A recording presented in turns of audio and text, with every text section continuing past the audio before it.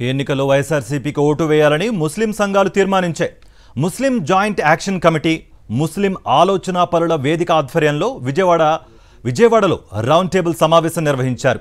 ముస్లిం సమస్యలు, ప్రజాస్వామిక పరిష్కార మార్గాలు అనే అంశంపై చర్చించారు.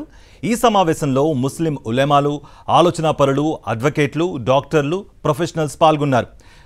తబ్లిక్ జమాతే సహా అన్ని ముస్లిం సంఘాలు వైఎస్ఆర్సీపీకి మద్దతు ప్రకటించాయి. మద్దతు పార్టీ బీజేపీ అని చెప్పి తిట్టకుండా మోడీ గారికి, బీజేపీకి అన్ని తిట్టి ఆ తర్వాత మళ్ళా కాంగ్రెస్ తో జతకట్టారు.